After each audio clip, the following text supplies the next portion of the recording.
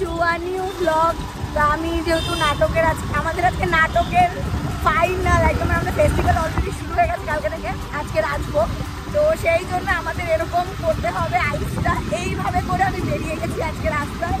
আর কি বাজে লাগছে নিজেকে দেখতে, গাইস কি বলবো।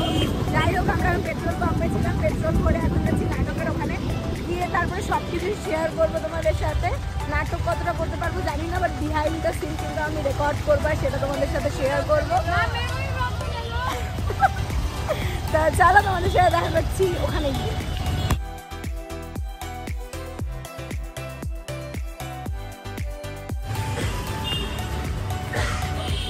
তো গাইস আমরা চলে আসছি।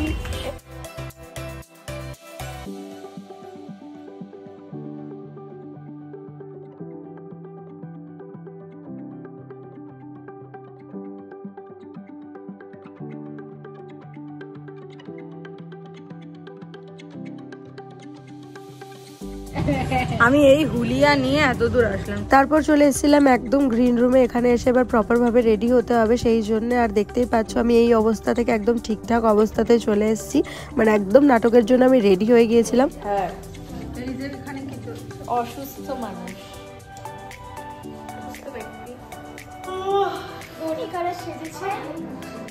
ঘুম পাইছে।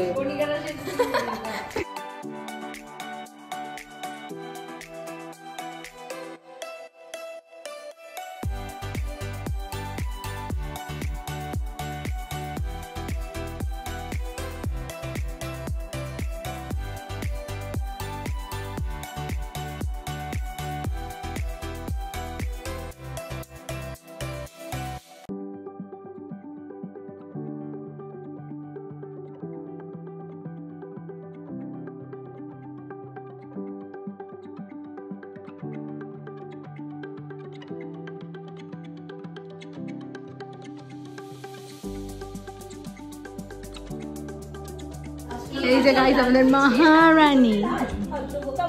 পিছা একটু পিছা পিছা পিছা এই वाला এই পুরো জানো না কি বিপদ বাইরে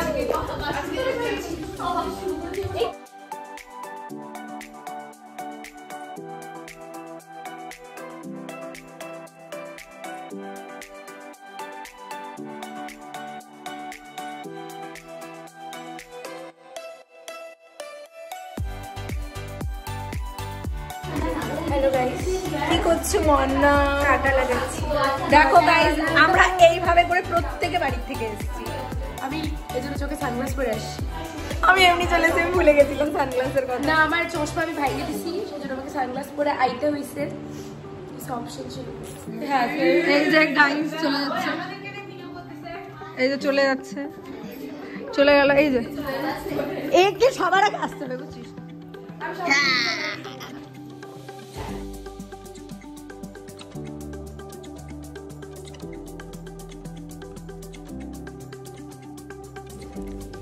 আমি এখন স্টেজে গাইস।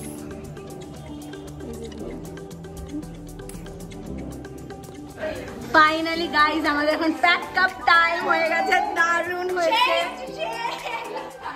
সবাই প্রচন্ড খুশি গাইস। কেমন লাগলো নাটক করে?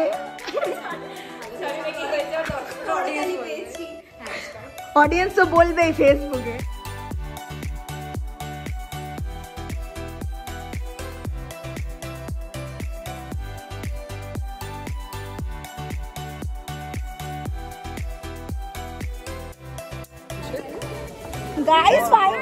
গাইস ফাইনালি আমাদের টাকা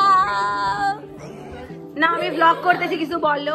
গাইস আমাদের আজকে রাজভোগ নাটক অনুষ্ঠিত হলো, আর হাউসফুল ছিল, এটা প্রত্যেক নাটকই বলি। ওই দাঁড়া বলতে দে। হাউসফুল ছিল আর খুব ভালো হচ্ছে, সবাই খুব ভালো অভিনয় করেছে আর সবাই প্রশংসা করছে, খুব ভালো লাগছে।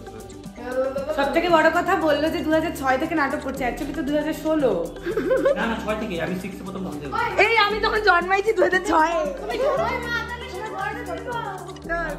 এই যে আমাদের এক্স রানী প্রেজেন্ট রানী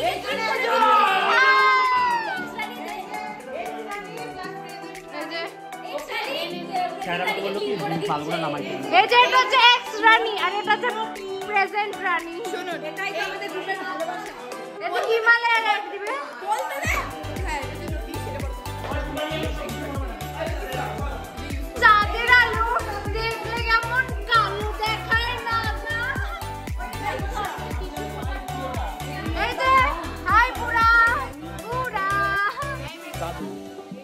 দাদু এই যে ভিখারি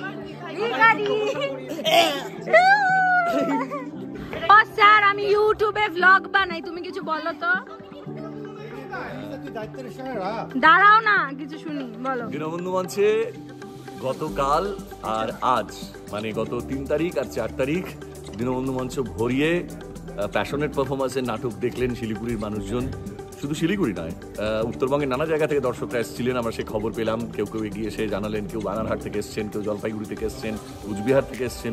এইটা আমাদের জন্য একটা বিরাট আনন্দের প্রাপ্তি যে প্যাশনেট পারফরমেন্সের নাটক হলে মানুষ আগ্রহের সঙ্গে দেখতে আসেন। এবং আজকে যত লোক আমরা দর্শক আসনে পেয়েছি তাদের প্রত্যেকের কাছে আমি ভীষণ রকমভাবে কৃতজ্ঞ। সম্ভবত আমরা ভালো প্রযোজনা করে প্রত্যাশাও বাড়িয়ে তুলছি। আর এই ভালো প্রযোজনাগুলো তৈরির পেছনে আমার যে ছাত্রছাত্রীরা, আমার যে সহকর্মী বন্ধুরা, আমার যে অগ্রজ অভিনেতা অভিনেত্রী, তারা সবাই মিলে এত নিষ্ঠার সঙ্গে এত কঠোর পরিশ্রম খেয়েছেন। বকা ঝকা খেয়ে নানান কাজে নানান জায়গায় নানা মিথ্যে কথা বলে, কেউ পড়ার ব্যাচ ফাঁকি, কেউ চাকরির জায়গায় ফাঁকি, কেউ প্রাইভেট কাজ করেন সেখানে কোনো মতে বুঝিয়ে সুঝিয়ে গুলগাপ্পা দিয়ে এসছেন, রিহার্সাল করেছেন, করে পরিশ্রম করে তুলেছেন। এর সবটার পেছনে থাকে হচ্ছে মূল কথা যেটা, সেটা হচ্ছে কোঅর্ডিনেশন। একে অন্যের সঙ্গে সমঝোতা করে কিভাবে কাজটা নামানো যাবে। আমি আসতে না পারলে চলে যায়, কিন্তু আমরা এইভাবেই প্যাশনেট পারফরমেন্স কাজ করতে থাকি, আগামীতেও করতে থাকি।